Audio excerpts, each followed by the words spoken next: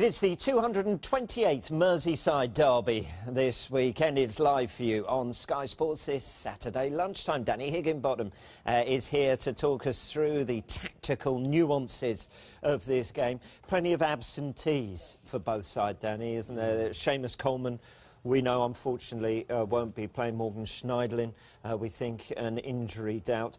No, Jordan Henderson for Liverpool.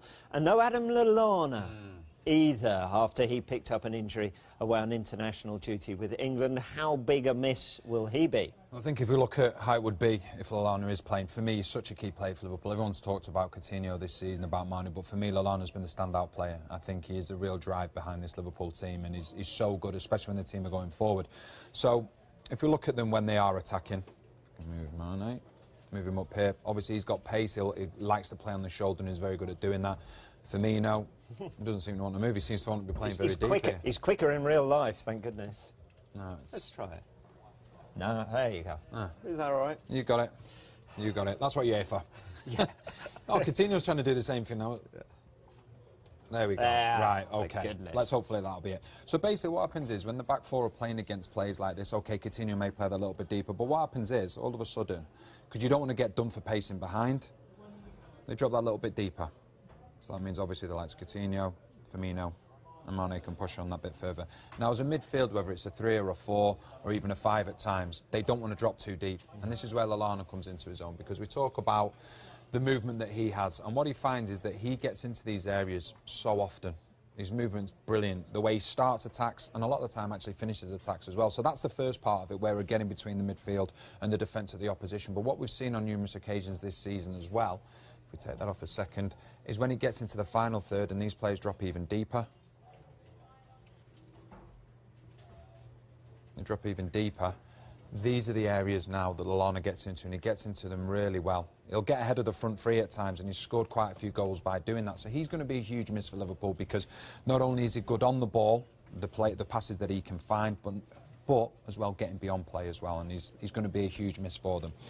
So if we have a look at how they could potentially line up, I think it's important when you look at this. We talked about Liverpool going forward, but how they're vulnerable, especially to the counter-attack. You know, I think Liverpool are a team that probably are the most vulnerable when they're attacking themselves.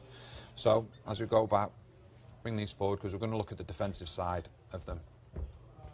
So bring all these players up, we bring Coutinho up as well if he plays in that bit of a deeper position there. Ronaldo will come up. So what they find, you have the one defensive midfielder, your two full-backs, they'll get forward as well.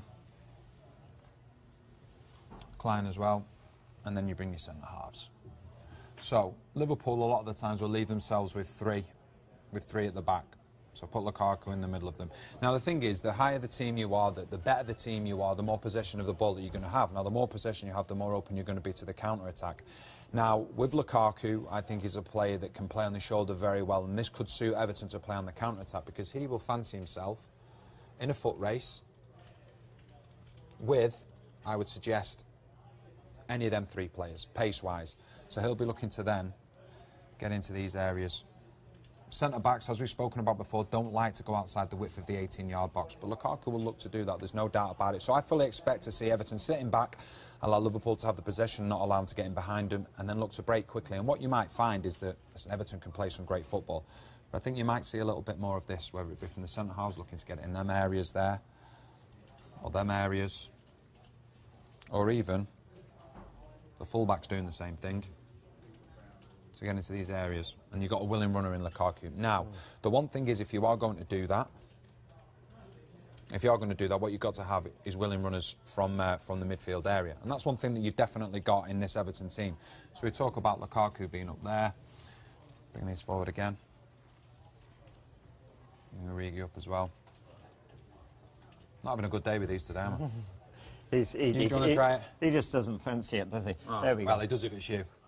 And then Firmino, obviously we talked about Chan being the one sitting, Coutinho a little bit further forward, and Ronaldo as well. Two full-backs. Now, what will be so important for Everton, if they do play deeper, as I would expect them to do, is that they get support from the midfield runners. So Lukaku, fantastic. You know, he can hold the ball up, but he can get on the shoulder. But if he gets on the shoulder, he's got to have support. And that's where I think The partnership that Barkley and Davis have is brilliant. What we've seen over previous weeks, we talk about Davis being one of the three in midfield, but he's actually swapped places with Barkley on numerous occasions. And what happens there, because Davis is that willing runner, willing to catch up with Lukaku or even get beyond him, all of a sudden that would drag midfielders out of the way. And what we've seen, I think, at times with Barkley in recent games is him dictating play from just that little bit deeper area. And because of the energy of Davis, because he's willing to make them runs beyond Barkley, all of a sudden Barkley just drops in, the full-back goes with Davis, a midfield runner will even track Davis, and Barkley then gets time and space on the ball. And that's something that he's probably not had enough of in recent seasons, whereas now I think when you have the energy of Davis in that team, they work really well together, and they will do role reversal positions. So like I say, Barkley will end up deeper, and we've seen on numerous occasions Barkley getting hold of the ball and then threading the passes, whether it be for Davis, Lukaku or Calvert-Lewin if he ends up playing. So that's really interesting to see how all that unfolds. But from my point of view, I fully expect Liverpool to have a large majority of the possession, Everton to sit back, be compact, nice and deep, and then look to play on the counter-attack quickly and turn defence into attack quick. Because, like I say, I think Liverpool can be at their most vulnerable when they're actually attacking themselves. So the Barkley-Davis axis, Lukaku on the shoulder, and the loss of Lallana, all key factors that could determine the outcome of this Merseyside derby. Thank you, Danny. Find out who wins it. It's live for you on Sky Sports 1 and Ultra HD this Saturday lunchtime.